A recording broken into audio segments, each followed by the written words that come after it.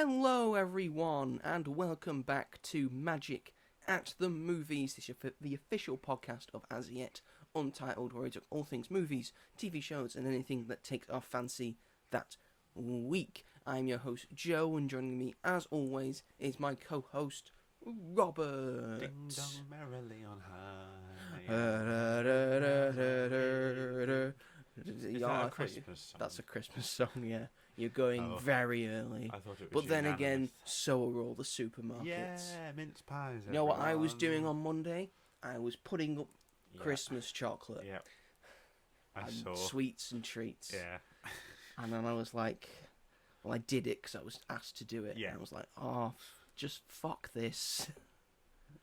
None of the Halloween stuff's even we out. haven't got any Halloween stuff out. And we've got Christmas stuff up. So I don't know what's going on. Sod it. It just seemed even earlier this year. And it's not like Easter where they've put up things early. Yeah. And I may buy one because everyone knows that chocolate tastes the best when it's in egg form. Apparently. Don't know why. It just is. Egg It's just chocolate. some kind of magic around it. But chocolate doesn't taste better if it's Christmasified. It tastes the same. I guess You not. just tend to have like smaller versions in a tin. But like a Quality Street or Yeah, a literally you have Roses. smaller versions in a tin. True. When's the last time you had some roses or Quality Street that weren't around Christmas? Or celebrations or We did. heroes? We did. We had some roses at the work pub quiz. Yes, we did because we won some. Yes. We didn't. we didn't win some. Someone else won some, and they didn't want them, so I had them. Gave them And away. then I gave some to Robert. That was the last time. Also, big update. Robert's Lego still has not arrived. Yeah. He's very disappointed about it. Well, Give us an update, Robert. Well, they emailed and said that it was supposed to be dispatched the week beginning the 23rd of September.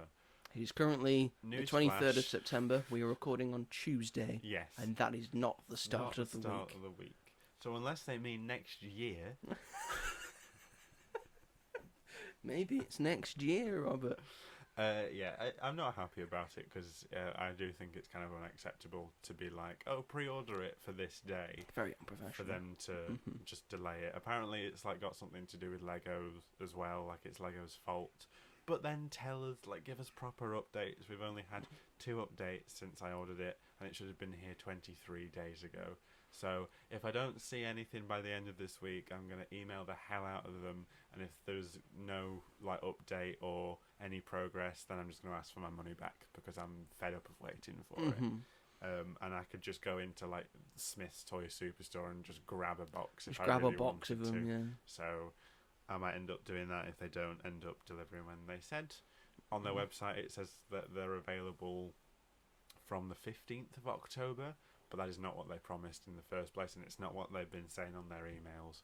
So the minifigure store, and then they were like showing like the new Lego sets that have come out in October, and they were like, get yours now. I was like, how long is that going to take? I will say the company I sometimes get exclusive like special display cases for me Lego. Yeah. They are also not very good at communication and also getting it in on time. Yeah. They do come eventually. Yeah. But you just have to wait a little bit, unfortunately. It's like Lego wasn't selling boxes, like complete like boxes that are supposed to go out into shops. Like they were selling packs of 12, which I don't know why I didn't just get in the first place because that's what I wanted. I think it would be fun to get 36. Because there's 36 minifigures in the collection. That take 36 days to get here. You Everyone. see that greed? That's greed. Deadly I sin you've just committed there. It's excited. not. I want 36. And now So- karma's biting you in the arse. Yeah, it is. But hopefully at some point we'll be able to do it. But On positive news, my Black Pearl did arrive. yeah, And it has been built. And It it looks magnificent. glorious. It's one of the best sets I will ever own. Yeah. It's Very going to nice. be pride and joy in Mhm. my room. Yeah. Next to my Imperial Star Destroyer Yeah. and my Avengers Tower. The Holy Trinity. And then just to the side, the Batman animated series Skyline. Yes. So I've got the Fantastic Four. Yes. I've got the 404 I really want. Yeah. Got Pirates of the Caribbean, There got you go. Star Wars, got Marvel, got DC. Everything's rosy in my room. And then they'll bring out, I don't know, what's the Lego set you really want that they haven't done yet? They haven't done. Off the top, if I absolutely have no idea. the Krusty Krab. They've done that. Oh. They did that this year. SpongeBob's It was a house. return by The Simpsons. Oh, okay. If they did a full-on like sort of 18 plus yeah. SpongeBob SquarePants pineapple.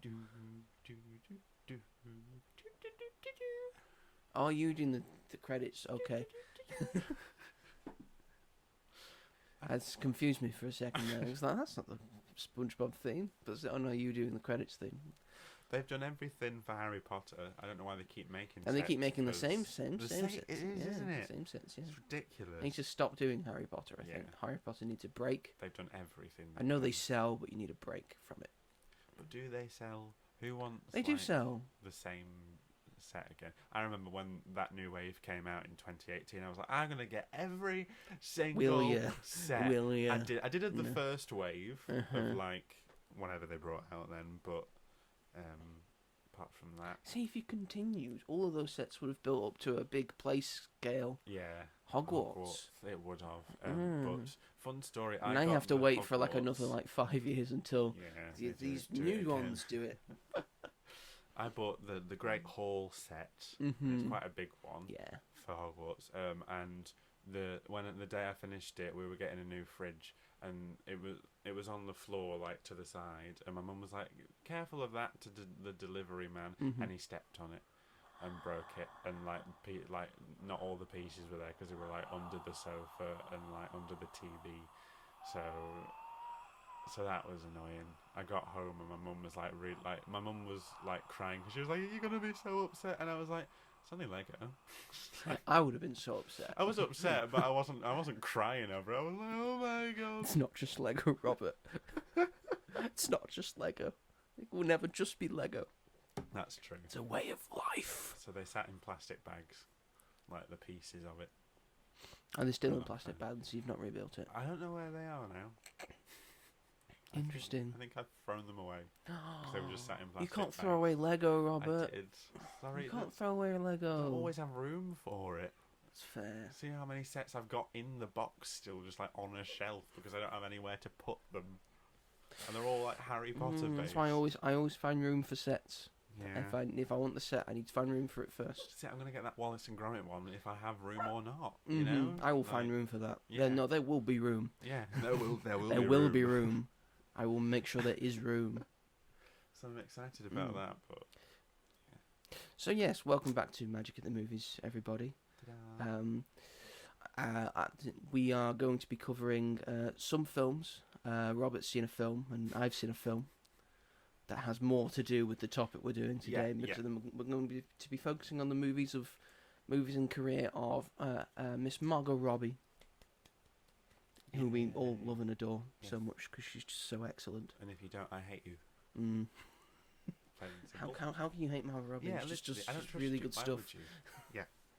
And then, but at the top of the show, I do just want to mention, because we recorded the podcast last week, and we finished it. Everything was recorded and done, and then I checked on Screen Daily, and there at the top of the news section was the big breaking news of that day, which the Robert Redford had passed away at 89 years old.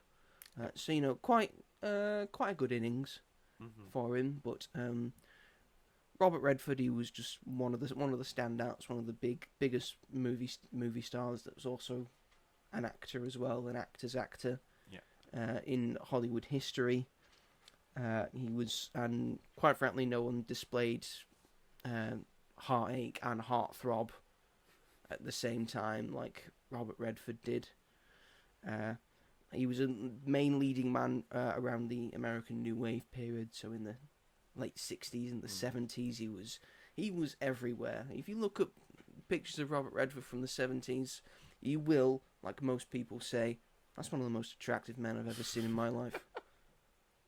Yeah. Look correct. at that. He was gorgeous. What a guy. He was gorgeous.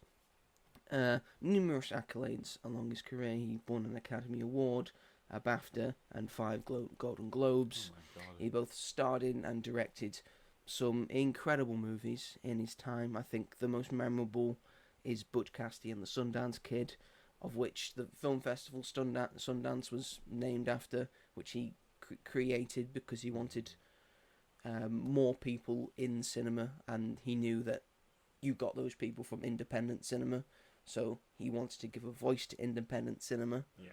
So, because he really respected the industry, he wanted it to succeed, and he knew that you needed new voices to be able to do that. Yeah. Apparently, he was just an all-round great guy. People just loved working with him.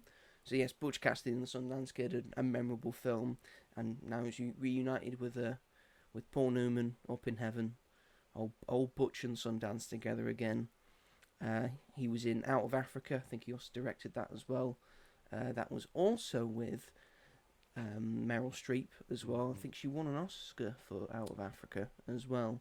He was in The Sting, The Horse Whisperer in 1988 he starred in and also directed, and Horse Whisperer was also a very early film for Miss Scarlett Johansson, and she learned a lot from him apparently, and apparently gave her the confidence and the tutelage to be able to direct her own film, which is coming out this year. Yeah. 3 Days of the Condor he was in, The Natural, All the President's Men is also a big one for him. For all the big Marvel and nerds out there, he was in Captain America the Winter Soldier as Alexander Pierce, one of the best villains. Yeah, he was good. In my opinion, he was very good in that. Again, also appeared again in Avengers Endgame. And one of my favourite films that he directed, actually, was Quiz Show, which is about a real-life sort of scandal, I think in maybe the 50s, about trying to get someone who looked good to win the quiz show that they were on, so then they could base it around him. Yeah. It stars Ray Fiennes, it's very good, and I think one of my favourite performances of Robert Redford is The Candidate, which sort of sheds a light on what American politics is. You just got to say certain things, hit certain buzzwords, and just look a certain way. Yeah. And Robert Redford at that time, beautiful man, so they used that. Yeah. We'll just say he's a candidate now. He's just doing certain things. He's saying the right things. Yeah. And then when he wins at the end, there's just a moment in a room where he's just getting away from the press. He just says to his friend, "What do we do now?" Because he doesn't know, because he didn't think he'd win. So yeah, he's got an incredible filmography, which I recommend everyone try and get a look at, especially now. Watch All the President's Men, watch Butch Cassidy and Sundance Kid, watch Quiz Show, watch The Candidate. Those are the ones I would recommend for people, and Out of Africa as well. It's terribly good. It's terribly long, Out of Africa, but it's terribly good. So yeah, and also Out of Africa won Best Picture as well. It's a Best Picture winner that no one remembers. No. But yes, Robert Redford, you will be missed. What a legend of the film industry. Yeah. Anything to add? Not really. Not really. I only ever saw him in Captain America. But you knew he was a big deal. When Yeah, it turned I up, like, know, yeah. oh, that's Robert Redford. Yeah, like I've always known who he is, but But you haven't even seen Butch Cassidy? No. You've not seen Butch Cassidy? I've never been into westerns really. Sorry. I watched High Noon recently. That was good. High Noon's pretty good. But it's interesting that he reunited with Scarlett Johansson. Yes, Captain in America, Winter Soldier. so Yeah. that's very cool. And they do have like a thing going on in there. I think he's sort of retired from filmmaking. I think after Avengers Endgame, Yeah. his last big main film that he made was The Old Man and the Gun, that came out in 2018. And then he had the little cameo in Avengers Endgame, and then he's been pretty silent Yeah. since then. But I think That's He didn't need to be in anything else. He was a legend already, Yeah. so he could easily retire. He was also in Charlotte's Web, Oh, very nice. 2006. I think he voiced someone. Oh. I don't know. I'm gonna find out who he voiced. Yeah. Give us 1 second. Charlotte's Web. So I grew up with Charlotte's Web. What year did He that was come? Ike the horse. Ike the horse. He was the horse. Lovely.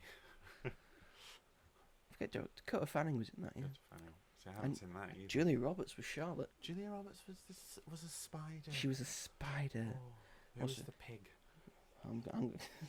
I think though this is quite the cast. So Dakota Fanning as Fern, who was the little girl. Julia Roberts was Charlotte. Robert Redford was Ike the horse. We have Steve Buscemi as Templeton. I don't know who that is. Oprah Winfrey was Gussie the goose. Oh my gosh. Sam Shepard was the narrator. We had John Cleese as Samuel the sheep. Cedric the entertainer was Golly the goose. They had a goose called Golly. Kathy Bates was Bitsy the cow. Oh, brilliant. I need to watch it just for her. Essie Davis was Phyllis Arable, who was Dakota Fanning's mother. Who else is in this? Thomas Hayden Church was Brooks the cow. Who are you? Yes, I was Brooks the cow in Charlotte's Web. Yes, I was Brooks the cow. I was in this. Abraham Ben Ruby was Uncle the pig. I thought you were going to say Lincoln.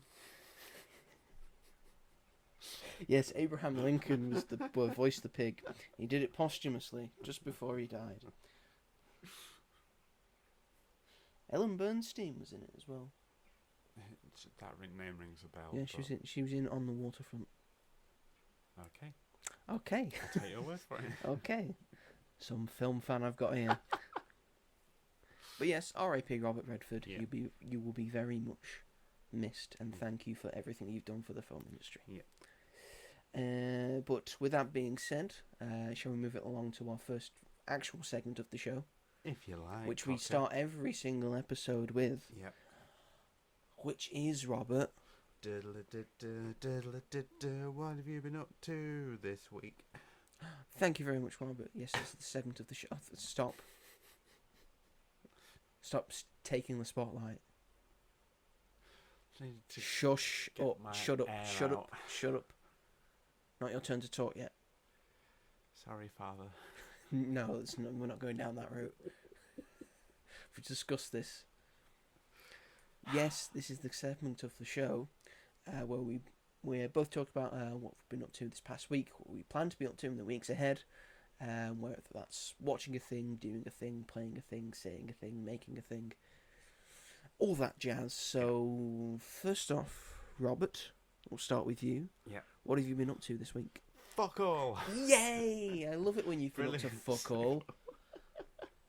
Going to be a brilliant segment. So I have been doing something, to be fair, which is film related. But at the moment, I'm sort of... The world is obviously very horrible at the moment. Yes. Like everywhere. It's not just like one country. It's not great. It's just everywhere, and social media and just everything's just insane and horrible. So I've been trying to sort of not stay away from films, but try and watch films that don't have particularly deep or strong narratives. Just sort of happy films. For instance, I watched Surf's Up for the first time. For the first time? Yeah, I know, and it was brilliant. It's fun. Yeah, it's really good. It's really genuinely so funny. Really like Surf's Up. Same about Shia LaBeouf, eh? Yeah, kind of ruined it. You watched the sequel? Zoe Deschanel. No, I'm not watching Surf's Up 2 Wave Mania with all the wrestlers. All the wrestlers in it. It's got a penguin John Cena. It's got a penguin Triple H. It's got a penguin Undertaker. I know. I watched the trailer. Why do penguins like surfing so much? And it's not even like a mockumentary. The second one. It's just like a penguin Stone Cold Steve Austin. Have you seen that penguin film? Yeah, it's crap. But I watched it because I'm a wrestling fan. I was like, okay, might be something to this. Surfing, wrestling. I've watched the Flintstones thing with WWE. I've watched the Jetsons thing with WWE. The Scooby-Doo one. The Scooby-Doo one. My team's up with John Cena. Yeah, so that was great. I had the best time with that. Like, genuinely, like, laughed out loud so much so that my mum told me to shut up because it was like midnight, and I was like, "You shut up." Because it's I'm watching genuinely Surf quite Stuff. funny, yeah. But I have. So I've been watching Abbott Elementary and Downton Abbey. So Downton Abbey has taken up quite a lot of my time, to be fair. We're nearly on season 3. My mum's on season 3. We must be watching it at What, the same what, time. just at the same time. She watches it in the evening, said, I'm going to watch a bit of Downton. Yeah, it's so good. I actually can't describe how good it is. I didn't think it could be. I don't want you to talk about this too much, because when I edit, when you talk about a thing like a certain length of time, I feel like I have to put a picture in. Oh, and okay. for the past 3 weeks, I've had to put a picture of Downton Abbey in. That's great. Just put Maggie Smith on the screen. Everyone would appreciate. All right, I'll just put Maggie Smith on the screen for this, yeah. Well, that's basically in her full regalia. Yeah, in a full, yeah. I'm just typing in Maggie Smith Downton Abbey right now. So just been having fun with that, but also I put my name forward to help as part of a judging committee for a film festival that happens in London, a student film festival called Water Sprite, which I think is in Cambridge, I think. So it's just basically every year they get a bunch of submissions for the film festival, and this process is just narrowing down those suggestions and submissions even to get to the final nominees for the actual thing. And there are over 2,000 submissions. You get allocated 25 and to watch. You've got to do it by near the end of October. So I've watched like a few of them, and it's been a really interesting. It's not paid or anything; it's voluntary, but I don't mind. Like, I wanted something like that, and you just you give it like an average rating. There's like a score for the technical stuff, so like performance, cinematography, like lighting, whatever. You give them like a rating out of 10 each, and then you write a review, and then you have to write about the diversity in the film, and then like if it should be nominated for a social impact award, if it's got a particularly strong message or current message. And it's been really interesting. All the films I've seen so far are downright damn depressing. There's a common theme with so you watch one of them and you watch Surf's Up. Common theme with student filmmakers is they think that everything has to be dark and dull, and I'm a victim to that as well, because when I made a short film in college, mine was about this woman that was trying to escape her abusive husband, who came to her work to try and confront her, and then she ended up killing him. And it ended with the sound of music. You made a film teacher watch that. I got a good grade. Yeah, you would have.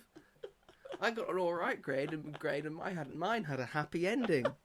Mine sort of did, because it was. Mine was based on real life events that happened to me. Oh, a happy ending at least. It had a happy ending, yeah. It was Good. a fictionalised happy ending. Oh, okay. Oh, well, that's. It was just based around the time I just kept waiting for a bus, and the bus wasn't arriving, so then I went home and got my headphones, and then I watched the bus leave. So I waited a bit more, and I was like, I'm hungry, I'll get something from Spar. Came back, saw the bus going, ran for it, missed it. Then I waited for the third one. That must have been quite difficult. So then I turned that into a sort of narrative, yeah. Oh, I put a girl in it, essentially. Infatuated by a girl. That must have, like, I presume you didn't like. I put it in black and white as well, and then when he finally puts his headphones on and then turns on the music, it goes into colour. Love that. That's very cool. But that's like that's like a good simple thing. And these. We had to do a 5-minute short film. I'm sure yours is the same. So I didn't want it to overcomplicate it. I've got 5 minutes. Yeah, my original proposal. He came up to me and he said, "This sounds like a 10-episode Netflix drama. Please try and scale it down." And the concept that I did end up doing was the scaled down version of what I'd pitched. So you could still do it into a 10-episode Netflix series. Drama. I don't know why I decided to do that topic. That was just what was in my head at the time. So I've only watched, I think, 6 films, and it's range of genres, and it's a range of budgets. So you've got to sort of, it's kind of difficult to. The first one I watched was had a budget of £10,000. It looked really good, and it had like actual actors in it that you might recognise. There was someone from Call the Midwife. in the first one I watched, and someone that had been in like quite a big film. But it was really good. It was called Settle, and it was set in Yorkshire, in the area of Settle, and it was about this girl's dad. Are you allowed to talk about this? Yeah. It's like there's like press packages that come with each one, and it was about her dad. I got cancer, but he was also a detective, and there's like a murder case going on in Yorkshire, and like he's getting involved with that, but really he should be settling down. In Settle. Oh, in Settle. And it was Settle really, in really Settle. Good. Yeah, it was so good. And there was one about a widow, like someone whose husband just died. Yes, I know what a widow is. Okay. One Thanks about, for describing what a widow is. You're welcome. One about army PTSD. Okay.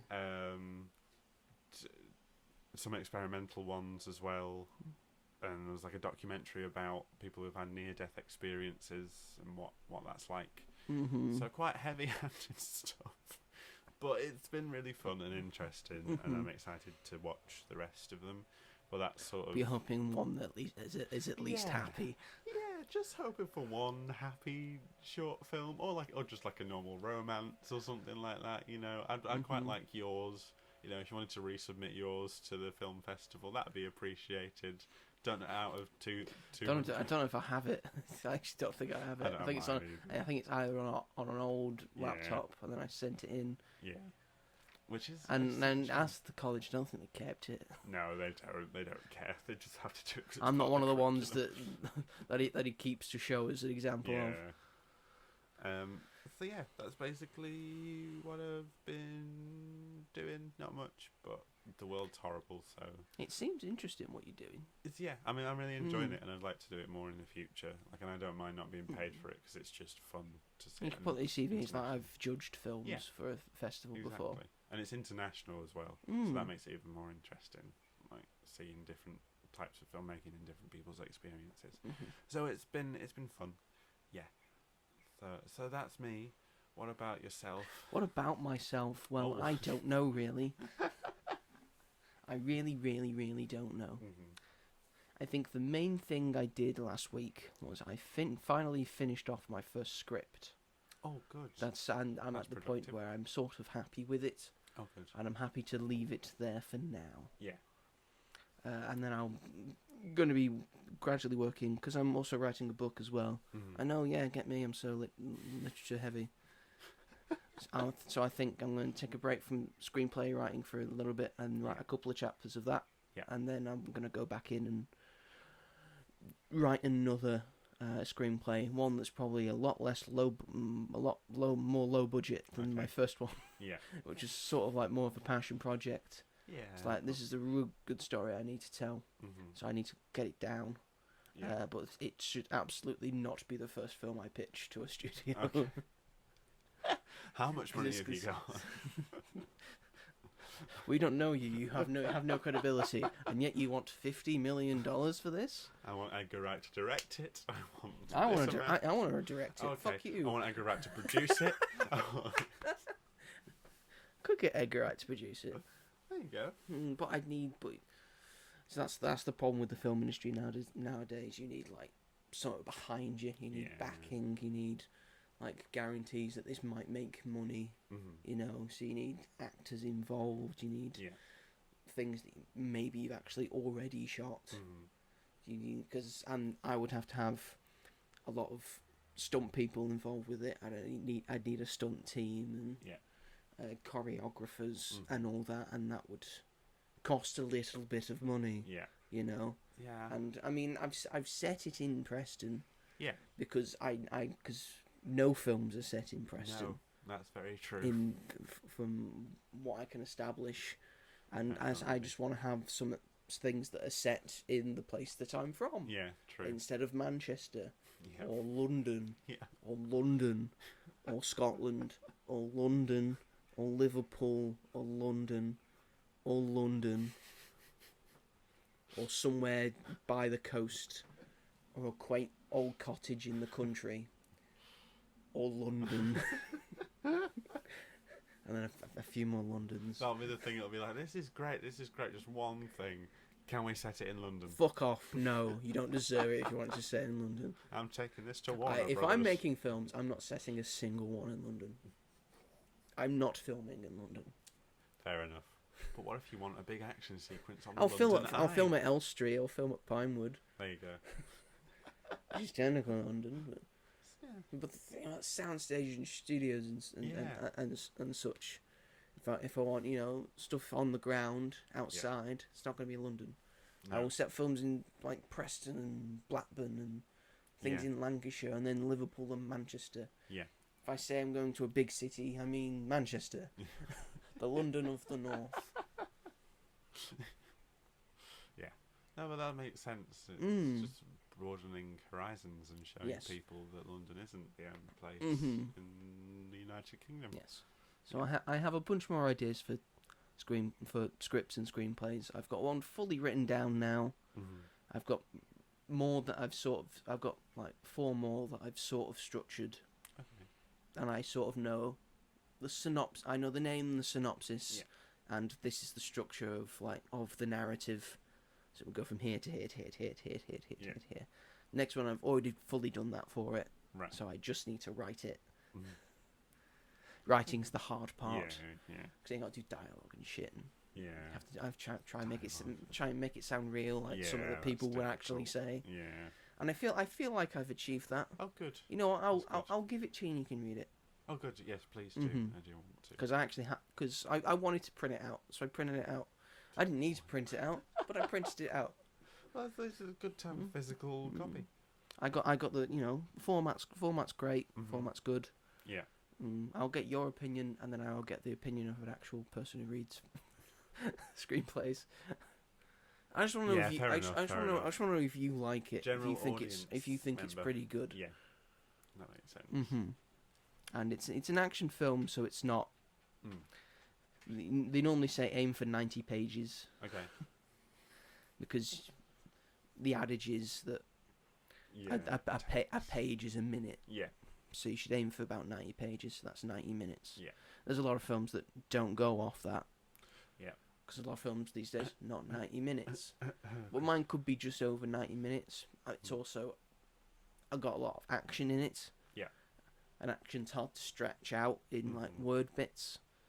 So when I say, they're fighting here and this is sort of what they do, that's only a couple paragraphs. Right. Yeah. So I got to, I want to say 51, 52 pages. Okay. Which isn't bad. No, definitely. It's got a lot of stuff in it, I feel. Over halfway. Over halfway, yeah. And then you fill that time in with action set pieces. And I got a few action set pieces in there. Yeah. So everything's fine. Yeah. It's good. It's great. Contact the Russo brothers. They can give you some pointers. It'll be feature what to write long scripts. Yeah. Long action sequences, which basically is what their films are. So yes, that's what I've pretty much been doing with my week. As long as keeping up with stuff. I haven't started Gen V yet, but I probably will. Yeah. At some point, and I'm all caught with Peacemaker. Yeah. Just in time for apparently the batshit crazy episodes to start. Very exciting. It's very exciting. Are you all caught up? I am all caught up. up. So we could sort of talk about.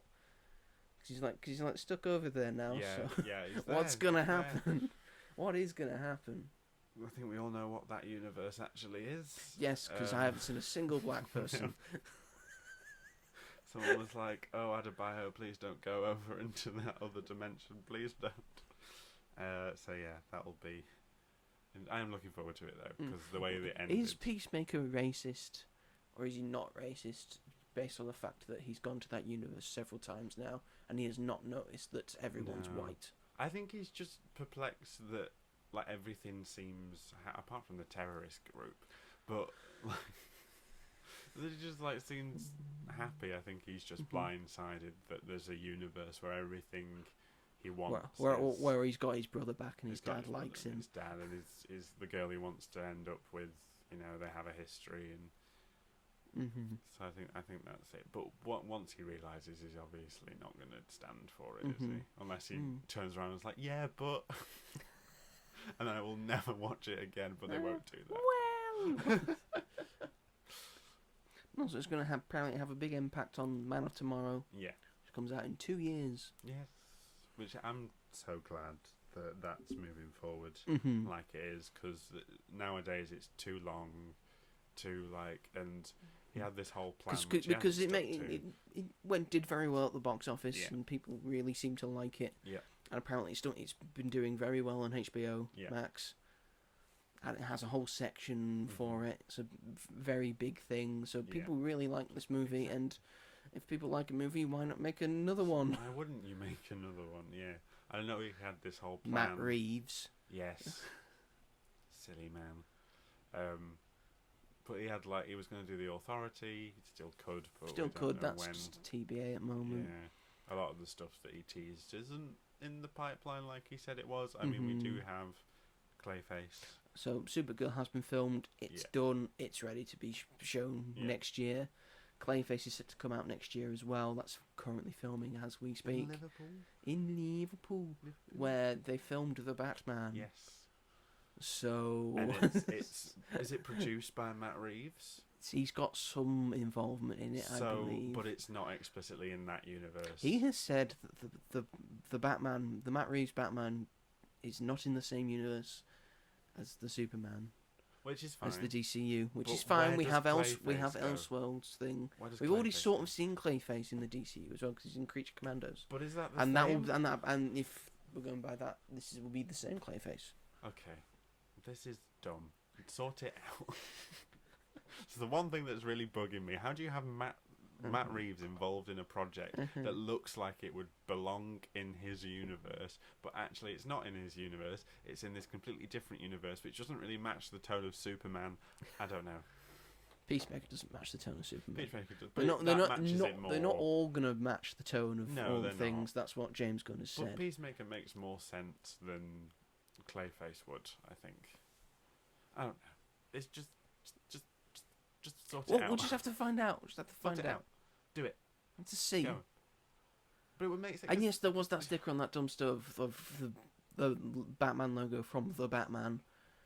But that could just be a sticker that someone's just put on there. It's stupid. If that was intended, then that I don't is think ridiculous. that's intended. James Gunn thinks, I'm not sure. I don't think that's intended. Better not be. But he might be lying to us.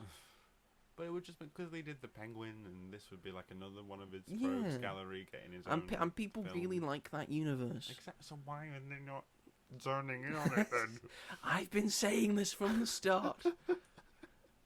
I just want them to either merge or just respect that they're in their own separate spaces. And James Gunn, you can't touch Batman until Matt Reeves is done, because that will I just think get he wants to confused. cast a younger Batman. He does want to cast a younger Batman, but it Well, would be sort of 30s ish, Yeah. mid 30s ish. But two Because at the same Pattinson's time. getting on, Yeah, which is not his fault considering Matt Reeves has taken so Yeah. long to do the second one. every time he's asked about it. We're gonna have the Batman Part 2, and the Batman Part 3, and that's gonna be it. Yeah. And then sort of the Penguins, this like sort of sub things, just lovely sub thing that we have as well. I still need to watch. Yes, you do. Yes, you do. Yes, you do. Especially now Kristen Milotti's won an Emmy for it. I know. Come on. I know. Come on, Robert. I will. I'll get round to it. Just because it's a comic book TV show doesn't mean it's That doesn't it's mean not anything. worth your time. You've not watched I'm Daredevil. watching You've not watched Peacemaker. Daredevil. You've not watched The Penguin. I've watched everything else. So the really good prestige TV for comic book things you don't want to watch. I do. It's just I don't know. Also, fun fact: the major awards for comic book movies and TV shows have all gone to people who have played DC characters. Very well, deservedly. So. Does that say But were they counting? Nothing. It says nothing. Will they count? What were they count? What are you going to say? So, like this year, like comic books. No, stuff? ever. Oh, okay. Ever. You've got Heath Ledger and Joaquin Phoenix for the Joker. Makes sense. You've got Colin Farrell for the Penguin. Yep. And you've got Kristen Milotti for Sophia Falcone. Yeah, that's true.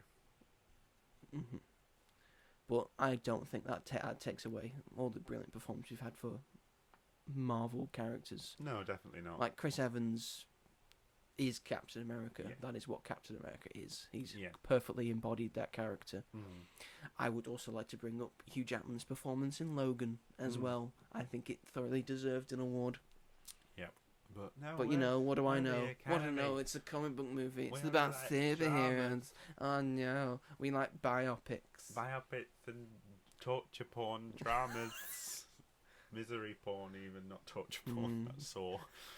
Don't think Saw's won an Academy Award. Not yet. I added to my watch list. I don't know if you saw my Letterboxd. I added to my watch list every single film that has won Best Picture at the Academy Awards. I wish you luck. I'm going to do that for like sort of the 100th anniversary, I think. Okay. Once the 100th anniversary is going to come round, I'm going to watch every single one. What are we on now? Before that, I'm going to try and watch every Best Picture. And then, as the 100th comes round, I'm going to try... I may fail, but I'm going to try to watch every single film that has been nominated for Best Picture. Fucking hell. It's a long list. Good luck, soldier. You're a braver man than me. Thank God the early days started with about 3-4 nominations, and then they went to 10, and then they went to 5, and then they went back to 10. Yeah. So that'll be. Although fun. some years when they went back to 10, they didn't get 10; they got about 8 or 9. You have to watch Crash again. Yes. Yeah. And Driving Miss Daisy.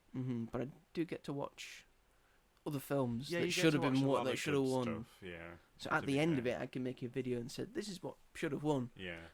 I have killed myself to do this. So that's what I plan to be up to. Yeah. You'll get there. You know, you've got time. I've got time. I've got back to time. I've got heaps of time.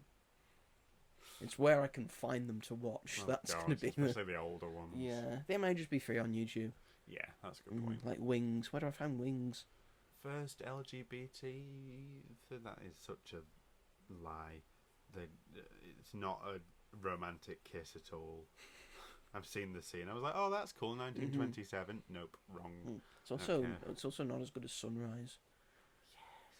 It's not as good as Sunrise, which had technically won the Oscar that year. Because they had sort of two categories that were defined as the best picture. Is it like? So you had So you had the one that's identified, that's given officially as best picture, and that's the lineage of it, which was won by Wings. Right. But then you had the best artistic picture, which was won by Sunrise. Best blockbuster and best art house. Yes, exactly. Which they should do nowadays. No, it was basically Sunrise. This is technically the best picture, but this is how the Oscars started. Yeah. We'll give this best picture to Wings because we want it to do better at the box office. Oh, right. So go see it, because that's what the Oscars were about. Yeah. It's like, we'll give it an award, and then people might want to go see it Yeah. more because it's got an award. Yeah. Look how shiny the award is. It's got this award. Look at this. You could never. You could never, and this one has it. Yeah, Brokeback Mountain, you don't have one. Yeah. Although you should. How are you beaten by Crash? Fucking Crash. I've not seen either. I'm not a cinephile. Let's No, be you're honest. I'm not. a film fan. You have more films logged on Letterboxd than me, and yet it feels like you've not watched as many as me. No, there's a lot of useless crap on there. Well, Like, please don't say you got all the Barbie films on there. God no. Oh, thank God. All the Disney sequels. Yes. Oh, that's really pumping it up for you. I've not seen the Disney sequels. Well, Or if I have, I've not logged them. Yeah, I sort of remember watching Mulan 2. Well, get that out your head. Sort of remember watching 102 Dalmatians. That one is or good. 101 Dalmatians, or the 2 one, Patches, or London Adventure. or the Lady and the Tramp sequel. Scamp's Adventure. Yes, I've seen that one. I've got it on DVD if you want to borrow it. Dear, I'm alright. What we trading? I'll have Scamp's Adventure, and you can have Sound of Music. Yay! I've already got Sound of Music. Watch it then. It was on in the cinema the other day. Yes. Not near here though. So I would have seen it. Oh, what a shame. I would have loved to have seen it for the first time there, but I'm not going all the way to Manchester to watch something that's on DisneyPlus and I already own. And you could watch any time you wanted. 3 hours. Maybe I'll do that tonight, actually. Also, mentioning Disney, fuck you, Disney. Yeah. Rehire Jimmy Kimmel. I think they already have. Yeah, but still. That was Boo. a bad move. Boo. I'm glad your cancellation page crashed because so many people cancelled their subscription. Yeah. I didn't because I need it. Yeah. I'm watching Abbott Elementary, so I can't. Not stopping now. You have all more Marvel and Star Wars and Pirates of the Caribbean. I can't. I can't. Exactly. You know, I do have all the Marvel movies and Star Wars movies and Pirates of the Caribbean on DVD. But all the TV shows. Not that that's a big flex. Not nowadays, really. No, but, not really. You know, we still want to keep on top of it. If someone gave me a 4K steelbook of Andor, season 1 and 2, I wouldn't turn it down. You'd be set. I'd be set for life. That's all I need. Very true. All I need for the rest of time. Andor season 1 and 2. Yeah. What else do you need? 24 episodes. To know about the world as it always and ever will be. Yep. That's all you need. Yeah. All these barking, everyone. At what? I don't know. The stream. She's not over there. She's over there. Oh. That means not that the directions mean nothing to the people. Which way's the stream? Who knows? Who knows? That's for you to decide. We've waffled a lot there, haven't we? That's okay. That's okay. That's fine. We're filling time. Yeah. Filling time. Shall we move along to the films that we watched this week? Go on then. Do you want to start us off? Yeah, go on. Because mine feeds more into the big topic, main topic that we've got. And people will be more interested in yours anyway. I watched Swiped, which is a film that came on DisneyPlus, made by 20th Century Fox. That is about Searchlight, sorry, and is about the woman who made the app Bumble, and it stars Lily James as the woman, Whitney Wolf, who is now got like a double-barreled name because she got married. She's now known as Whitney Wolf Heard. And it has Dan Stevens in it too, doing a silly Russian accent. And so, right, I started watching this film, and then I turned it off after about 15 minutes. Always a good sign. Because the first act... I apologise, it is by 20th Century Studios. It's not by Searchlight. I said Fox, though, so I was still wrong. It's not Fox anymore. They don't really exist anymore. It's 20th Century Studios. So it's them. So they obviously but if you said Fox, you wouldn't... You understand. Yeah. So it's... I turned it off after 15 minutes because the first part wasn't good. It was really kind of shit and bad. It like threw you into it, and like, I don't know who anyone is. Or it's produced by Lily James as well. She's a producer on it. It's directed by Rachel Lee Goldenberg. Yes, who has directed things I don't think anyone really talked. She had her breakthrough after she was discovered by Will Ferrell, who gave her the opportunity to direct the Lifetime television film A Deadly Adoption. Well, right, that is a peculiar story. I know, right? Why did he want her to make that film so bad? Yeah, she doesn't have a budget, I can tell you. Doesn't have a box office, I can tell you. It went straight to streaming. I can tell you it's 110 minutes long. Yes, which is way too long. And it debuted at the Toronto International Film Festival. Those lucky people. Those lucky bastards watching it at least 10 days earlier. So it's just basically about... So she started off working at Tinder. She is like a co-founder of Tinder. Ooh. And it shows that process. This is the stuff we need for people, because on Wikipedia it's under plot it says this section needs expansion. You can help by adding to it, and by that I mean there's nothing under plot. Under plot. It's just really Please tell us the plot. So it's about Whitney Wolf, and she wants to be involved in the tech industry. She meets this guy who runs a company, and they're trying to come up with like an app, and then they create Tinder. She starts dating one of the people from the office, who turns out to be a fucking monster, and really abusive and awful, and then sort of the whole company turn against her when she like puts her worries out there into the world, and her career sort of derails a bit, and then Dan Stevens' character comes along, who is this like billionaire, and has seen her work and her talent, and then Bumble is created. That is literally the whole film. Like Bumble, it's like half Tinder, half Bumble. Actually, I'd say more about Tinder than it is about Bumble, which is insane considering they're saying it's about Bumble. But it is actually all right. It's about the origin of Bumble. Which comes from Tinder. That's very true. Lily James is great, and I think she's great in pretty much everything she's in. Things. She's great. She's got a lot of personality. She brings a lot of energy, much needed energy. Underrated actor. Very underrated, I agree. And once you get past the first 20 minutes, it's okay. When you get into like the meat of her story, it was actually pretty good. I ended up quite liking it. They have a whole section of when her life is sort of derailing. There's sort of like a panic attack montage, but I thought it worked quite well. I saw someone review it and say that it was the most ridiculous thing they've ever seen. I thought it was quite realistic to see her life like that. I don't know. But yeah, this film had been on Netflix, I think more people would have been talking about it because it feels exactly like a Netflix film. I don't know how 20th Century Studios have gotten their hands on it, and it is now a Disney-owned film. It doesn't feel like that. It feels like a Netflix film. And yeah, I think the story develops nicely and it ends well, and I did ultimately like it and enjoy it. But you gotta get past that first 20 minutes because oh boy, it's a slog. Oh boy, it's a slog. First 20 minutes. I was like, I could be watching something else right now. I thought you got 10 minutes into it and you gave up, and then you had to come back and get through the other harsh 10 minutes. Like, I'll stick it out. I won't be judgmental. I'll stick it out. Like 10 minutes. It might get better.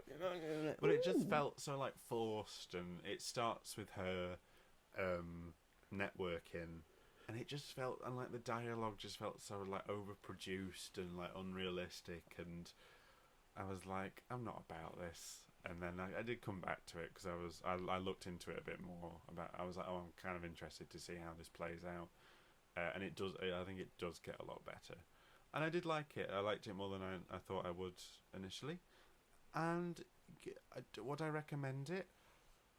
Kind of. If you like Lily James, yes. If you're interested in the story at all, yeah.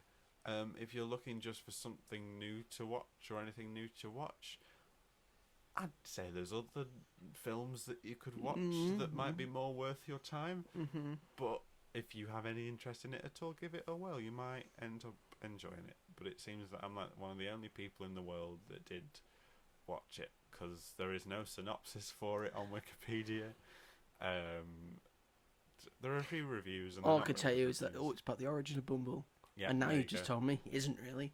No, like the last sort of half an hour maybe is about Bumble.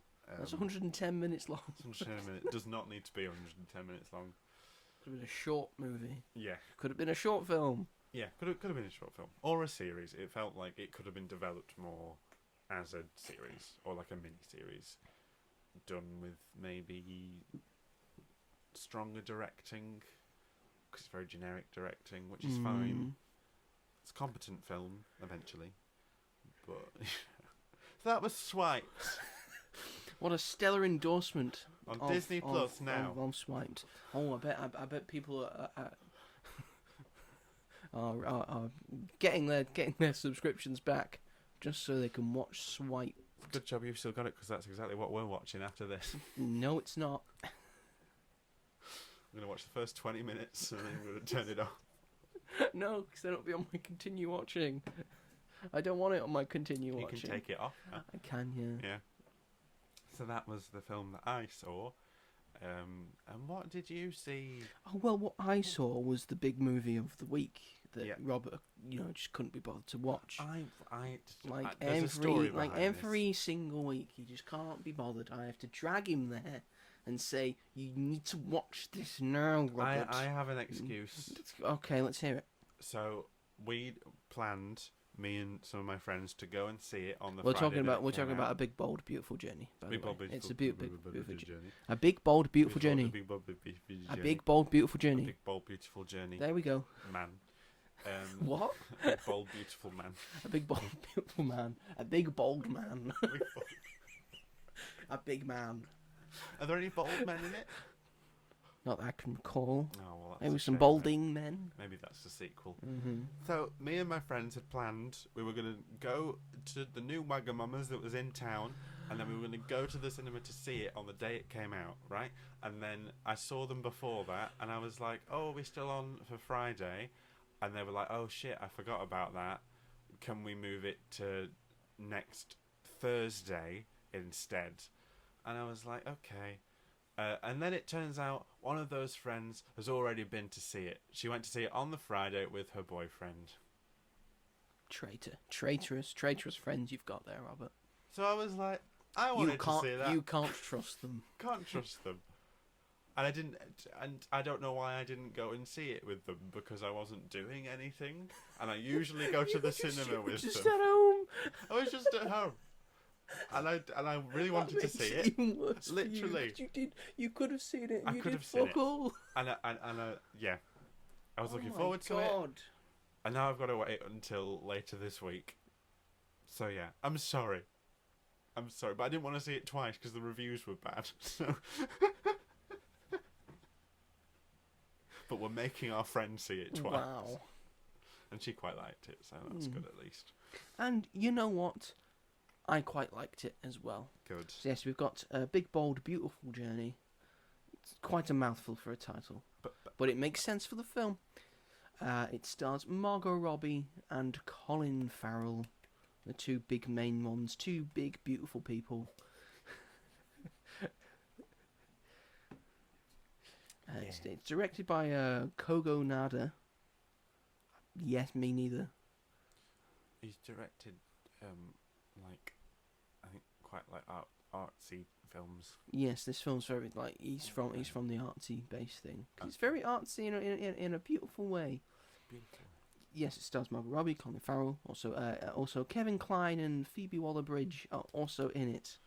Is Phoebe Waller-Bridge a person in it? Yes. Do you see Phoebe Waller-Bridge yes, the flesh? You see Phoebe Waller-Bridge in the flesh.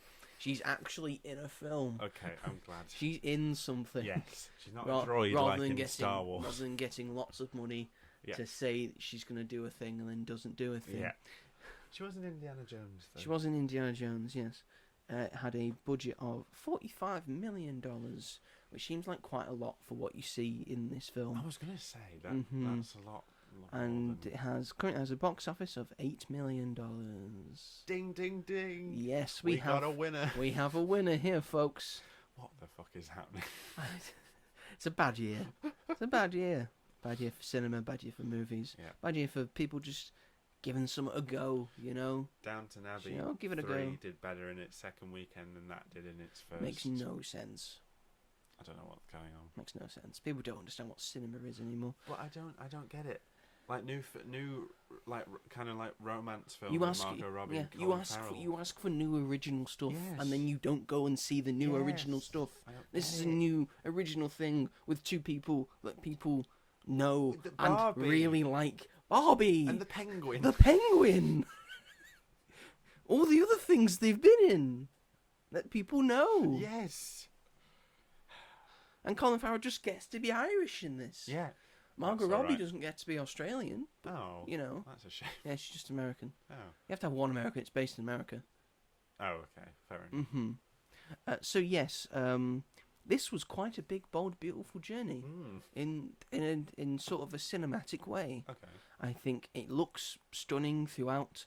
I just love the use of colour and the use of camera work to accentuate that colour. Yeah. I think it's used very well. The artistic expression in this was outstanding, so it just made it feel so much different to every other film that I've seen this year. Yeah. It really made it stand out for me. The cinematography is great. It just works just so very well. I just love how it's shot, and the idea of the film really makes me love the film. Okay. Because you can't really explain it. Right. And everyone's going to have a different opinion about it. Okay. And different idea as to what the film was about. Right. And I think that's beautiful. because that's what films are supposed to be. Yeah. When we studied film, Mm-hmm. and when we got to an end of a film, we always normally ask the question, "What's this film about?" Yeah. And you'd have conversations and discussions of what this film is about, and then people have different ideas about what a film is trying to say. Mm-hmm. This film is, I think, in my opinion, is trying to say something, and then someone else might think it's trying to say something else. Right. And that's what I really, really enjoy about this film, and I think that's why it's so must watch for me, because I just really want to know what you feel about it, Right. and if that coincides with how I feel, or if it's completely different, and then we can have a great conversation about how we feel about this film. And it just looks incredible throughout. There's some great set pieces, and the idea of going through your past and reliving it to make you a better person in the future, which is what I feel is the film is about, of like letting go of this trauma or accepting some trauma, so then you can improve yourself in the now and in the future. And you could say it's also about sort of love and being able to be vulnerable when you're trying to be in love with two people that seem quite rigid when it comes to love, and that's based on their history and their past, and the idea of them trying to let go of their past or live with their past, just so they can find the way to love one another or love someone else. I think it's just a beautiful message. This film is not perfect. I think this film is great, but it's not perfect because I think the performances let it down. Really? Yes. I think Colin Farrell and Margot Robbie, exceptional actors. Yeah. They're not bad in this. Okay. They're actually quite good when they're by themselves. Right. Put together, Oh. I do not see it. No. I don't think it works. And I understand you going, incredible actor, put them together, infinite chemistry. The chemistry's not there. It just feels very forced. It feels very rigid. Okay. I understand maybe at the start they're going for a sort of awkwardness between the two, but then it doesn't. But then that sort of like rigid, forced awkwardness doesn't really go away, and it's just something you don't really see from the trailers. Right. It just doesn't feel right in a way. It never feels like they should get together or be together, or this is going to be a big thing. Right. Because yes, they get together. It's a romance film. Of course they are. Of course. They're the only two things in the thing. There's like a nice twist to it at the end. Okay. But for the most part, I don't think they are a good pair, and I think they sort of let the film down in a way. And also, no one else really does none of the side cast are really really much. I mean, Phoebe Waller-Bridge is putting on an amazing fake, I think, Russian accent. Oh, okay. Did not expect that. Yeah. And we know it's fake because at one point she just goes English. Oh. Can't wait for that bit. Yeah. It's gonna be fun when you watch it. You're gonna be like, oh my god, what?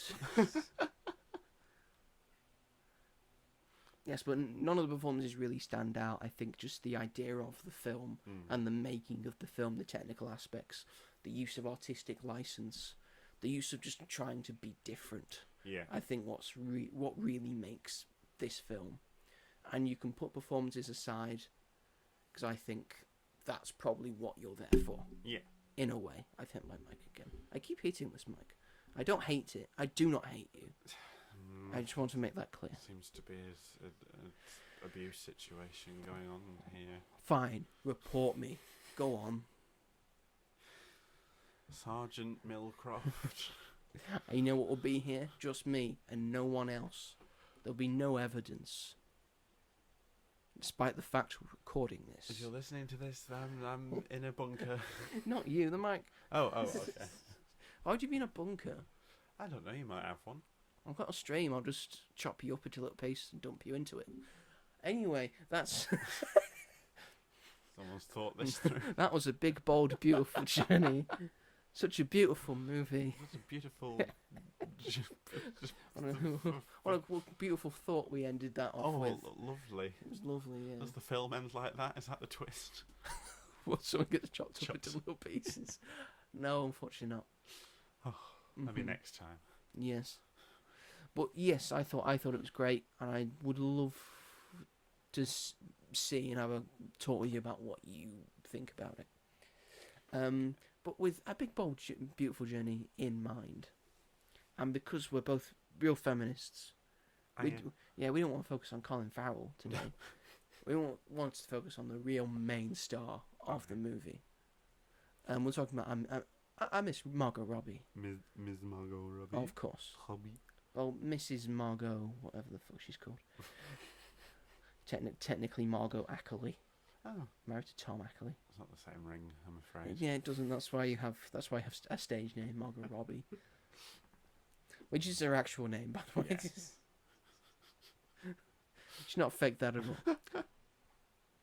all. We're big fans of Margot Robbie, and we think she's pretty good in pretty much everything she's in. Yes. And like I said, she's not terrible in A Big Bold Beautiful Journey. It's just when she's paired with Colin Farrell. It's just not great. Never do that again. Never do that again. But I think we're gonna go through her pretty extensive filmography now. Yeah, quite a lot. Quite good movies. A lot of movies. And we're just gonna give our thoughts and opinions on one of our favourite actors. Yeah. So, do you want to give us a film that you really enjoy? Shall we start with the obvious? Bombshell.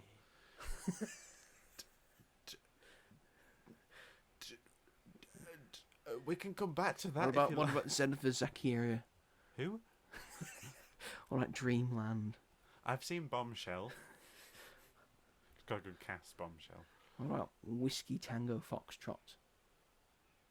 I'm in the sequel. What about the Gotham City Sirens TV show that she might be in? What about the Joker versus Harley movie that she might be in? All these rumours. What about apparently Saltburn? She produced. I think Saltburn. she was a producer. Yeah. I don't think she was in Saltburn. What about the thing she's about to produce, The Sims?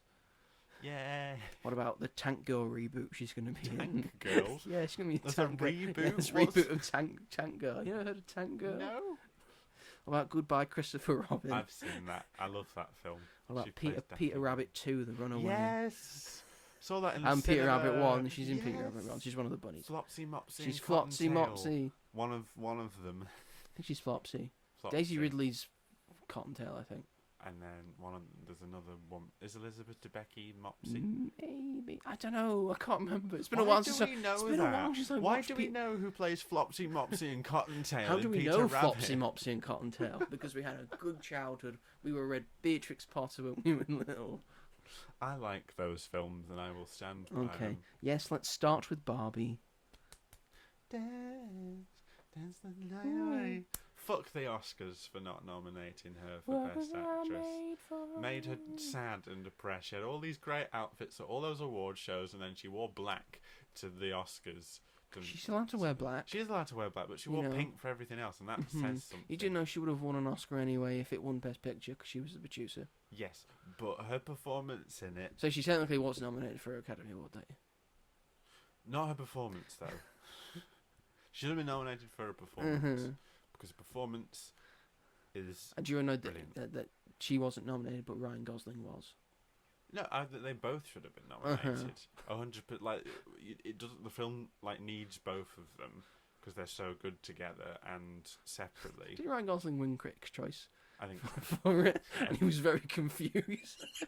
I've won? What? all these people. Just looking around in the eyes. What the hell? But so Barbie is like her. I mean, Suicide Squad was probably career defining, but I also think that this is even more so because this film was well received. And what about the first full-on feature film that she was actually in? What's that one? The Wolf of Wall Street. Do you remember? Shit, Do you remember the sorry. Wolf of Wall Street in yeah, 2013? Sorry, I forgot. Do you remember what she was in that? That's true. Yeah. Yeah, but I feel like this That one was made her like a hers. superstar. Yeah, yeah. That was 3 years before Suicide Squad. Yes, which is insane. Mm. And then I guess from watching that, they maybe like wanted her to be it, or maybe she auditioned and they were like, Wolf of Wall Street, you were great in that. Mm-hmm. And you were also great in Focus. That which is not a great film. We really like you in Focus. I watched that quite recently. And my mum was like, Will Margot Smith. Robbie, Will Smith, sounds It must great. be great. Wasn't. No. It was weird as hell. Let's see my review for that, because I was so disappointed. Even though the reviews that I searched weren't great anyway, I was like, no, I'm going to keep an open mind. I don't know what they're talking about. Any film can be good. Apparently. I really like. I'm one of those people that really likes films that no one likes at all. So Yeah, like, this could be one of them. This will be one of them. Oh my, it's got 3.1 on Letterboxd. How is that's higher than so many more films that deserve more. Mm-hmm.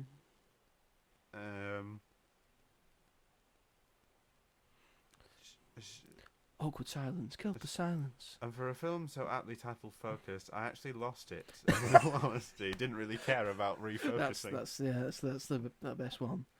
Shall we talk more about Barbie? Yeah, let's not talk about Focus. It's an incredible movie. Yes.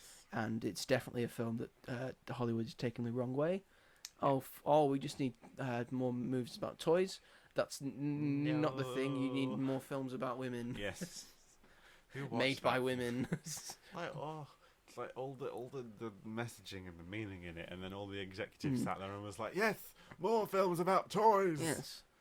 Well, and I mean, the idea that Greta Gerwig was given Barbie and turned it into that. Yeah. Incredible. It's insane. Yeah. It's an incredible movie, and produced by Margot Robbie. Margot Robbie's really good in it. Yeah. A sort of stereotypical Barbie. Yeah. Like she was born to play Barbie. That. And then the scene where she breaks down Mm-hmm. and she realizes that she's not what she was designed to be, and she's like, I'm not pretty anymore. Margot Robbie is not the best actress to perform That's amazing. That's so good. to get this point across. I remember bursting out laughing. I was like, yes. That's one of my favourite jokes. As well as when they mentioned the Snyder Cut. It's like, wow, that's a... I did not think that was going to be mentioned today. Yeah. Oh, that's why I it's love so the fact she also got Rob Brydon in it as well. Yeah, the sugar daddy Ken. This is Sugar and I'm her daddy. I'm not a sugar daddy. Because she loves Would I Lie to You and Kevin and Stacey. That's how he got that role. Imagine that, Imagine that. Imagine how much, how you must. Would you like to be in Barbie? I loved you as Uncle Bryn in Kevin. Bryn. Sure. Don't do Sure. that. And John Cena popped round when he was filming Fast and Furious. Yeah. Said, do you want to be in Barbie? Yeah. What am I? Can you be a merman? Yeah. Sure. And he's great. Hi, Barbie. Hi, Ken. And he gets to sing to Dua Lipa. Yeah. Oh, lucky guy. What a lucky guy John Cena is. But yeah, so that is her film, and it's what she'll everyone will think of when you think of Margot Robbie. But she got her first big break in The Wolf of Wall Street. Yeah. Big Martin Scorsese movie. Yes. So that's one of the best ways to, get started in the industry. I'd probably say that's my favourite Martin Scorsese film, my opinion. That's fair. I think. What's my favourite? I don't know. I can't, honestly, I can't. Off the top of my head, I don't know. Taxi Driver is pretty good. It's pretty good, Taxi Driver, yeah. Goodfellas is also excellent. And quite like Killers of the Flower Moon. And Raging Bull, quite like Raging Bull. That's one I'll have to put on the old watch. Gangs in New York's alright. And The Departed's great. I really like The Departed. I think I need to catch up on Scorsese. You want to hear Matt Damon having a Boston accent? Oh, not really. No, you don't? If I'm honest. What, Mark Wahlberg having a Boston accent? Neither. No. We've already had that in Ted, though. True. Be fine. True. Oh, yeah, that's true. Yeah. It's got Jack Nicholson in it as well. Oh, well, that's all right then. That's fine. But yes, The Wolf of Wall Street, a big movie for her, Yeah. and really planted her as a sort of movie star. Yeah. She's because everyone thought, who's that? Yeah. I want to see her in more things. Yep. Well, after they'd finished drooling, I imagine. Oh yeah, of course. Yeah. Well, that's just You dogs. See the performance, you know. Can see both. You dirty dog. I see her more than just an object. She's an incredible actress who did have to have a lot of alcohol before she did that scene. Not surprised. Yeah. Poor girl. She had a great accent in it as well. Yeah, she did. The Boston accent. Boston. Who? What are you, a fucking owl? My favourite line. It's really good line. I think that's the biggest thing I took away was just that line from that film. It's got the most F words in a single movie, Yeah. Wolf of Wall Street, I believe. And then she also got a pretty big break, and this sort of turned her into an international icon and just well-known actress when she decided that she was going to play Harley Quinn, both in Suicide Squad, Birds of Prey, and the Fantabulous Emancipation of One Harley Quinn, and The Suicide Squad. The first Suicide Squad's not great, but she's not bad in it. She's like she's the best part she's of incredible it, in it. She's just her and Will Smith. yeah, and The best part. she's just Harley Quinn, Yeah, she is. and you just see it, and you go, that's great. Yeah. And people copy that costume for Harley Quinn all the time now. That's become an iconic look for Harley Quinn. Isn't it mad that the film was so like hated, but she was so good in it that like she exploded and Harley Quinn became bigger than ever, and obviously it's such a different interpretation from the comics. Like, is it like original? It's not really a like gone away from right what the comics are, what the TV shows are, because she pretty much sounds like what yeah Harley's always sounded like. in terms of like And costume. she just sort of dresses like what I imagine Yeah. Harley would dress like. Was the pink and the blue That might have been Was that that might have been original? bit different, yeah. right? We've had some different looks for her over Yeah, the yeah. years. Over the years, all chopped and changed. It's normally like the black and the red Yeah. that she goes for. So it's a takeoff from Yeah, that, yeah. but it works. Yeah, it works for Harley Quinn. It proves that it has. And then Birds of Prey was very much her. But Birds of Prey, no one her saw, but it's really project. good. Yeah, It's really good. I really like it, and But, she's like, really good in it. Taking that character and giving her own solo adventure. Well, not solo Well, adventure, but it's mainly hers. Yes, Um. giving her a lot more Yeah. to More do. agency, and like having her beyond the Joker. That it proves that she is her own character, and she doesn't always have to be with the Joker. Because we don't want to cast Jared Leto Well, anymore. no one would want to. I'm gonna have to force myself to watch Tron Ares Yeah. because it looks good, but I know, unfortunately, I know. Jared Leto. What fucking executive made I that have to watch decision? Tron Legacy again as Oh, well. I don't want to watch Tron Legacy. I'll have I'm to. not I've forgotten doing it. everything about this universe. I'm going to look up the synopsis and I'm going to read it. I'm not going to watch it. I'm I might gonna watch the read it. original Tron as well. I don't know. Oh no, but that's ugly to look at. It's ugly to look at, but I might understand the universe more. Oh, who gives a shit? Just look at the pretty red lights. And that's it. Look at the pretty red lights. Listen to the Nine Inch Nails. Yeah, literally, that's all What you if I need. want to listen to Daft Punk? Well, just do that. Don't watch Does the that film. mean that I have to watch Tron Just Legacy? Spotify. Do everything but watch it. You don't want me to watch Tron Ares? No, I do want you to watch Tron Ares, just not every time he Not comes Tron on, just Legacy. close your I'm just going to close my eyes. That's going to be all the film. Yeah, That's going to be the entire film. He's the main character. Stupid decision, whoever decided that. And the Suicide Squad, again, also excellent in it. And that's pretty much set up the DCU that we have now. Yep. Because James Gunn made a good one. Mm-hmm. Yeah. And why wouldn't you keep the good ones? Why wouldn't you keep the Exactly. good one? Literally what it should have been from the start. If we're saying that as a DCEU film, that's the best DCEU film. Yeah, yeah. Because it survived. Exactly. Yeah. Do you want to talk about Bombshell while I mentioned it? I think Bombshell's a pretty good film. Yeah, I it's mean, a pretty I good watched it film. a while ago. I don't remember it like much because like 6 years ago when I watched it, but I remember liking it. It's based on a true story about the Me Too movement and stuff, and Charlize Theron and Nicole Kidman are in it, and they're also very good. I think they were both nominated at the time. I don't know if Margot Robbie was. I think that was also a whole thing.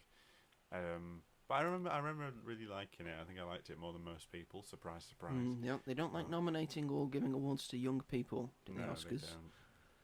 They don't. Just ask Timothée Chalamet. Yes. He's been nominated like 3 times in a row. Still not got it. And I hope he doesn't. Sorry, who said What? that? What was that? Who said what? Who? What? Sorry, Timothy. You seem cool, but...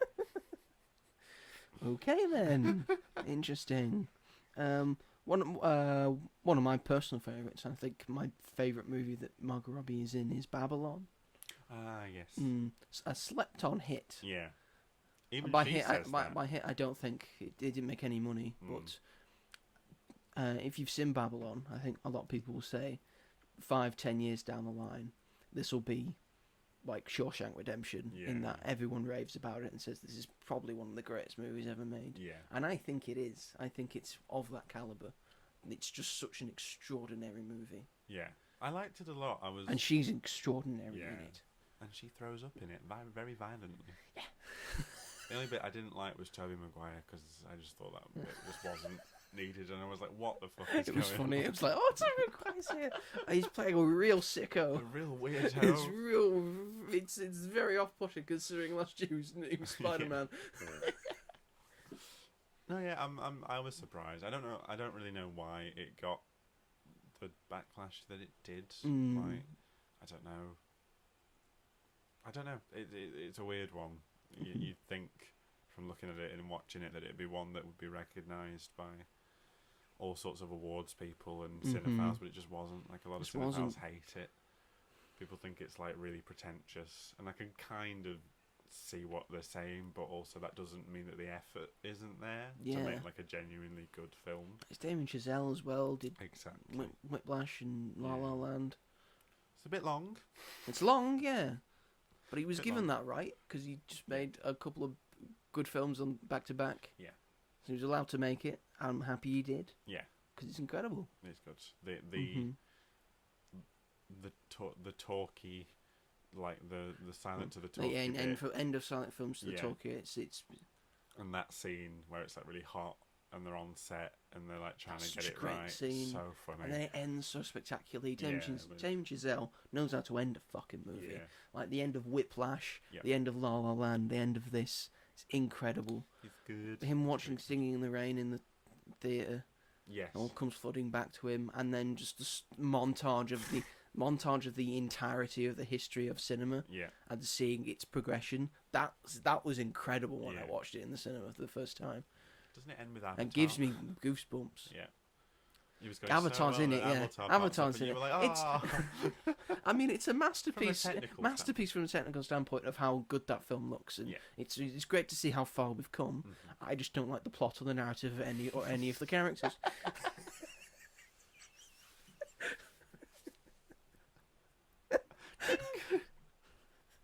Everything's fine.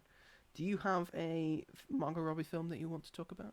About Time. About Time. I was going to say About Time. She has a small part in About Time, same year as Wolf of Wall Street. Oh, okay. And she's just in it for a little bit. Yeah. And I mean, that's a toss-up, isn't it? Yeah. Between Rachel McAdams and Margot Robbie. Where does Paul, very skinny, tall Donald Gleeson go? Ginger as well. He's not got everything going for him. And she plays like a good person as well, yeah. Doesn't she? Like she's not like a terrible person. No, it's like he likes sort of both of them, and he just ends up with Rachel McAdams. Mm-hmm. But I love that film. She's not a huge part of it, mm-hmm. but just as a film itself, it's just incredible. It's a brilliant rom-com, and it's sad, and the concept is just so bizarre, and I love the way it's set up that Bill Nighy just pulls Donald Gleeson aside and is like, the men in our family can time travel. What?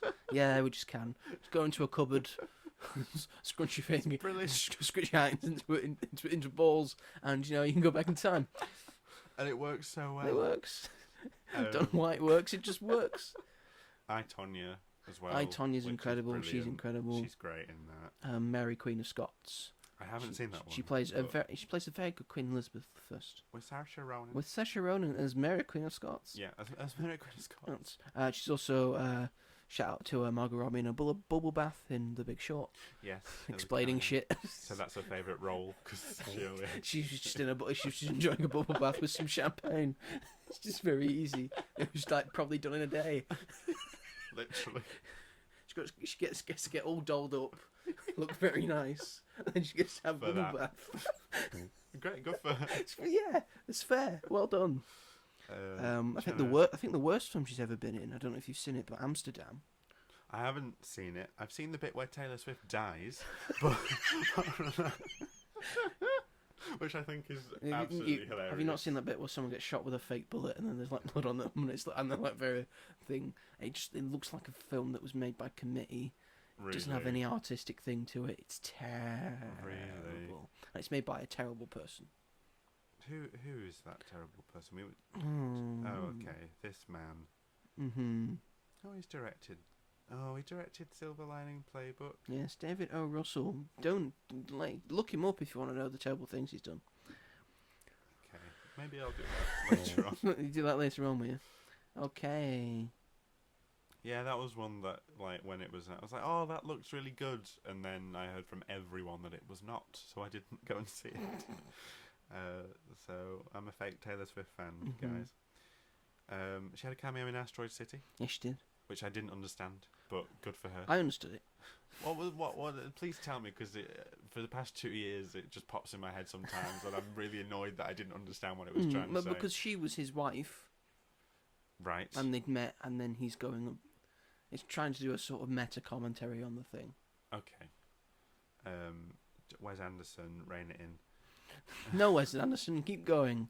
I quite like the Phoenician scheme. So yeah, I just think you need to change things up a bit. No, he doesn't. Just a bit. No, he doesn't. Just No one does Wes Anderson films like Wes Anderson. You're correct. No one does films like that, and I just want him to keep doing it. True. She was in Legend of Tarzan. No one's going after Martin Scorsese for pretty much making Goodfellas every single movie now. That's but just very putting true. it in a different setting. Yeah, that's a good point. Like, double standards. Killers of the Flower Moon is just Goodfellas again. Yeah. It's great. Yeah. But it's just that again, and it's too long. Yeah. She was in The Legend of Tarzan. She's in Goodbye, Christopher Robin. I really like that film. Mm-hmm. Just going to put it out there. She produced Saltburn, Promising Young Woman. Yeah. She's producing The Sims. She is, which I have faith in, because if she's producing it, Yeah. then it means... If everyone's in, she might get people to speak Simish. Yes, that's true. That means we're going to have the Katy Perry song in it. Do we have to? It's the only song in Simish. But okay.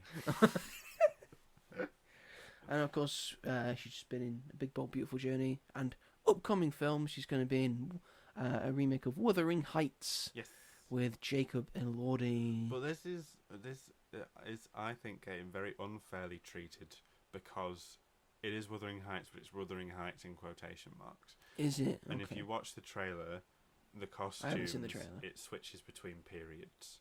So people speculate that Margot Robbie is a woman who is reading Wuthering Heights and is inserting herself into the narrative whilst dealing with stuff.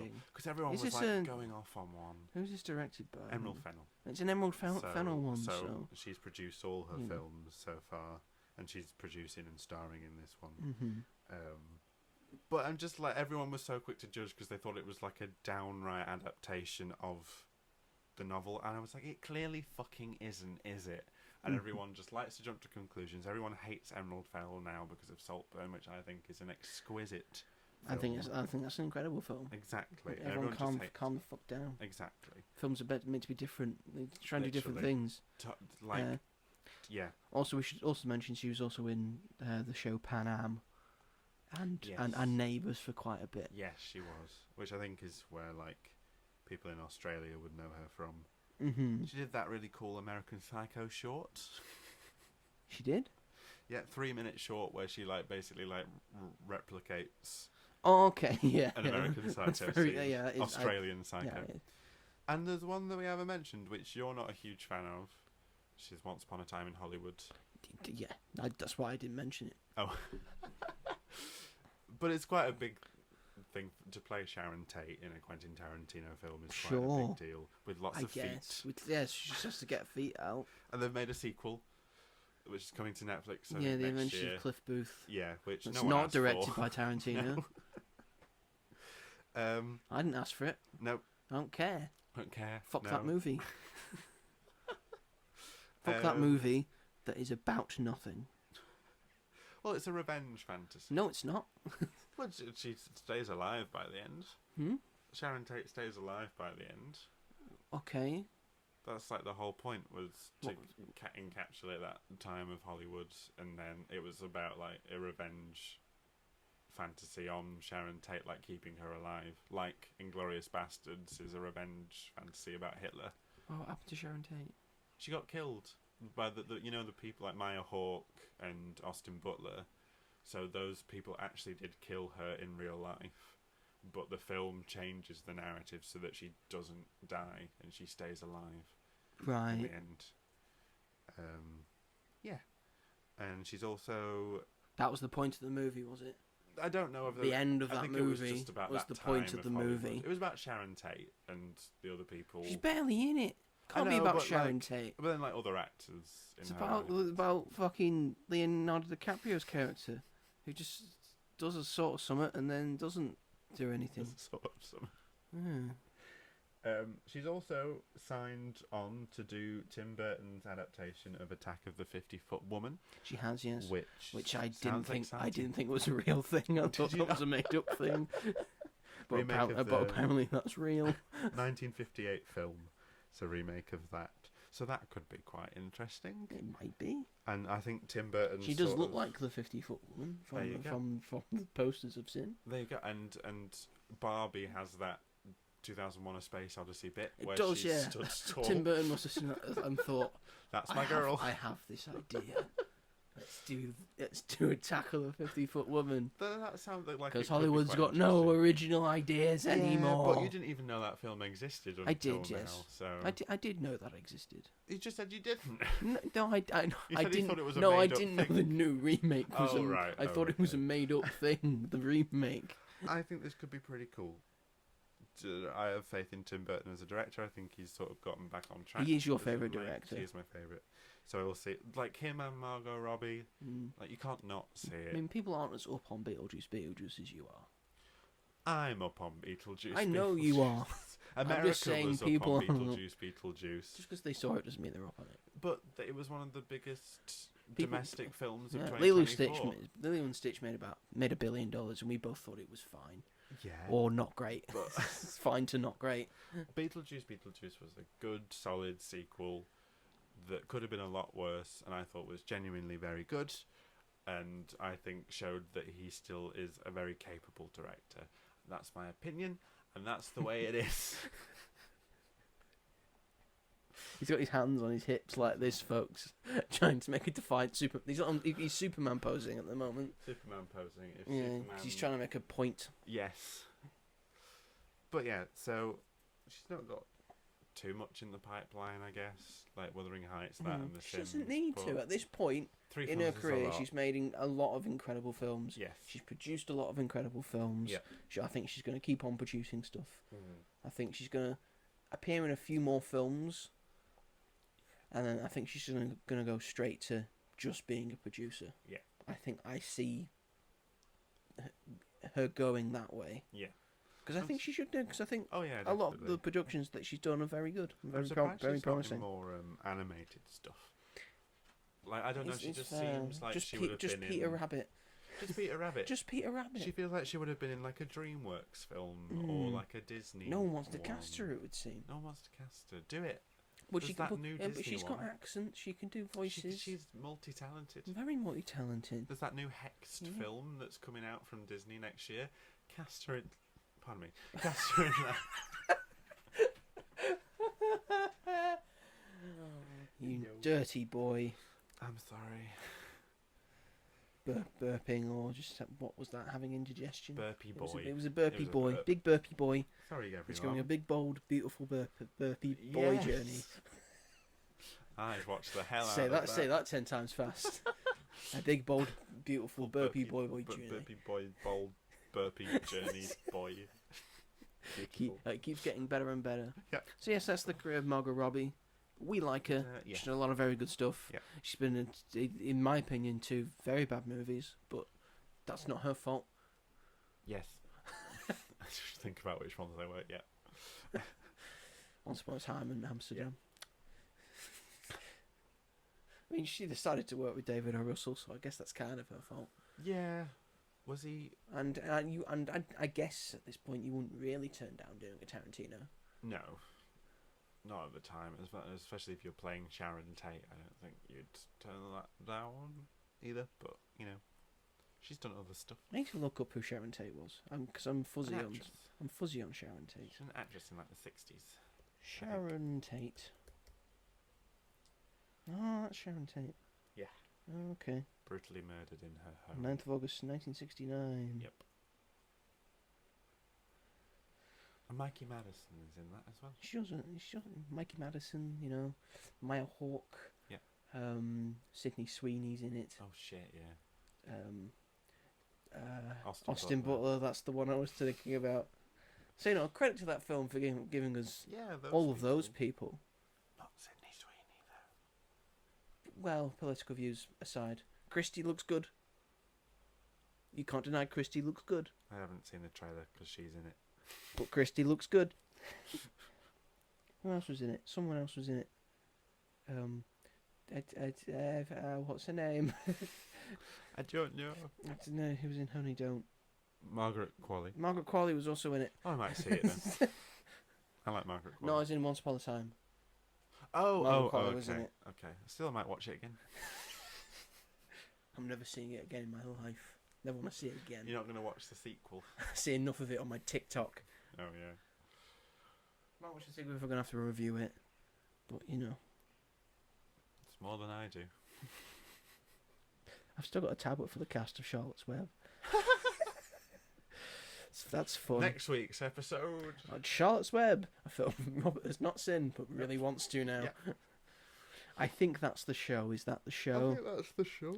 Thank you everyone for watching and listening to us rant and rave, especially this week. We've ranted and raved a lot about certain things. And, leave in the comments what's your favourite Margot Robbie movie, Is it Peter Rabbit 2? Is it Peter Rabbit 2? The Runaway? Is it Amsterdam if you have bad taste in movies? Is it Focus? Is it Focus? Is it Dreamland? I don't think anyone has ever I don't think seen. anyone saw this. Do you have recency bias, and is it a Big Bold Beautiful Journey?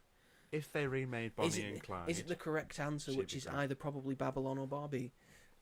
Baba Barbie. Baba Barbie. Baba Barbie. Baba Big Bold, Barbie. Beautiful Baba Barbie. Barbie. Baba Barbie. Barbie. Barbie.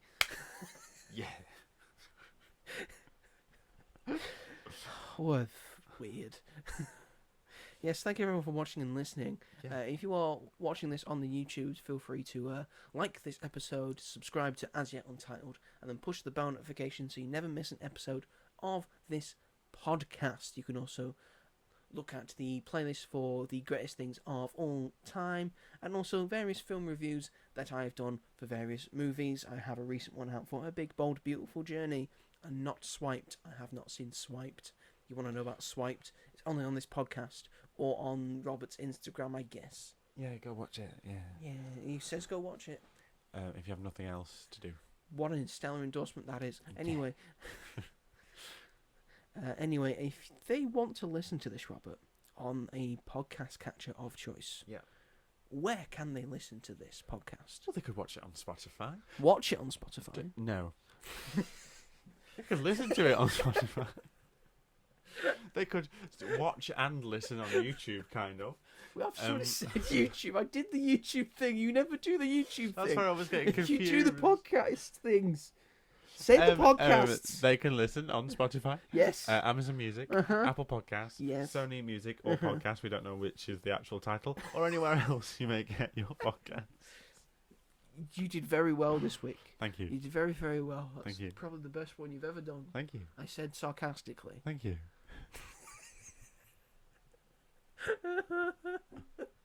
Oh, I hate you sometimes. If you want to get into contact with the show, you can go to at magicatthemovies.bsky.social on Blue Sky.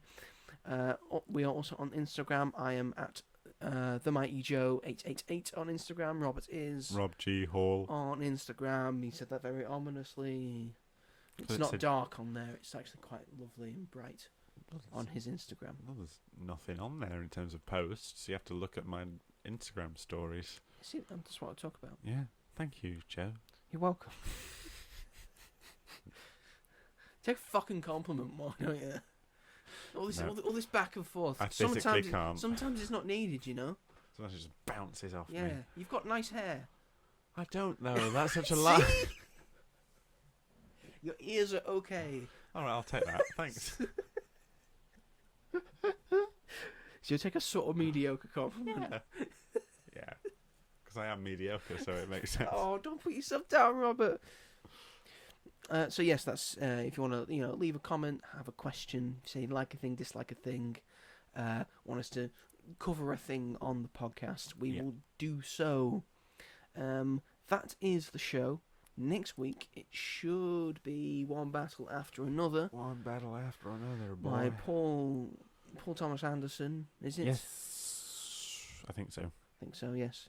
And apparently that's very good, and it's already in Best Picture contention. Mm-hmm. And next week we might be seeing the Best Picture for 2025. Yeah. Who knows? Who knows? Is that all that's coming out next week? I think much. it is, isn't it? Pretty much. Yeah. So we'll see. Let's hope it's good. We'll see. Let's hope we think it's good. Yeah. So yes, that is the show, everyone. Thank you, everyone, for watching and listening. Yeah. And we will see you all in the next one. Goodbye. Bye. I thought, because I thought. Well, you naturally stepped in, so thank you. That's what I wanted. Okay. So calm down. You did well. You did good. Thank you. Thanks, everyone. Bye. Take care.